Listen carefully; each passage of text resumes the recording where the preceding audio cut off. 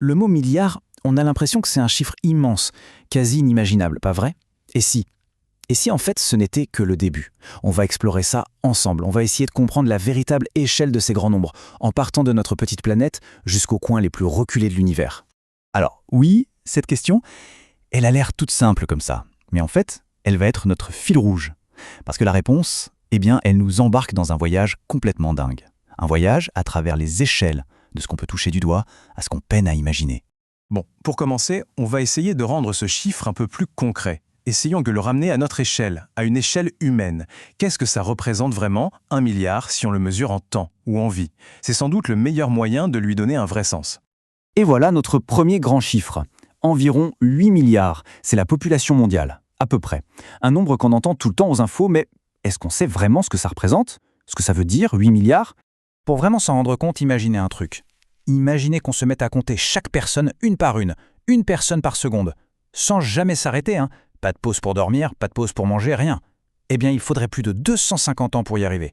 Voilà, c'est ça, la dimension réelle de 8 milliards. Ok, maintenant, changement total de décor. On quitte l'échelle de la planète pour faire un voyage à l'intérieur. On va explorer un univers qui est peut-être encore plus dense, encore plus complexe, et qui se trouve juste là, dans notre tête. Et c'est là que tout bascule. 8 milliards de personnes, on vient de le voir, c'est absolument gigantesque. Mais si on compare ce chiffre à la complexité d'un seul et unique cerveau humain, accrochez-vous, la réponse est stupéfiante.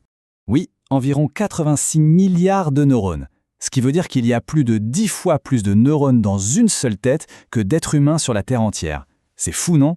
Mais attention, le chiffre seul ne dit pas tout, loin de là, parce que chaque neurone, c'est comme un carrefour. Il peut se connecter à des milliers d'autres. C'est un véritable réseau Internet vivant, d'une densité, d'une puissance qui dépasse complètement notre imagination. Allez, on repart. De l'infiniment complexe qu'on a à l'intérieur de nous, on passe maintenant à l'infiniment grand à l'extérieur. On s'éloigne de la Terre, c'est parti pour un voyage cosmique, en commençant par notre maison galactique, la Voie lactée. Alors là, regardez ce chiffre. C'est l'estimation du nombre d'étoiles juste dans notre galaxie, la Voie lactée. On ne parle plus de 8 milliards, ni même de 86 milliards.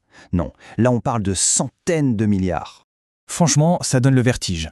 Notre Soleil, cette boule de feu qui nous semble si énorme, qui est la source de toute vie ici, eh bien en réalité, ce n'est qu'un grain de sable. Un tout petit grain de sable lumineux perdu parmi des centaines de milliards d'autres. Et ça, c'est juste dans notre voisinage cosmique. Mais attendez, le voyage n'est pas fini, loin de là. L'univers est bien plus vaste que ça. Alors on s'accroche, parce que là, on s'apprête à faire le plus grand saut de toute notre exploration. Juste avant de parler de distance, il faut qu'on parle de temps. L'âge de l'univers, environ 13,8 milliards d'années. Et cette notion de temps, ce temps profond, elle est complètement liée à l'espace, vous allez voir.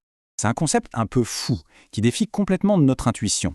La lumière qui vient des objets les plus lointains, elle a mis des milliards d'années pour arriver jusqu'à nous. Donc quand on observe les confins de l'univers, en fait, on regarde littéralement dans son passé.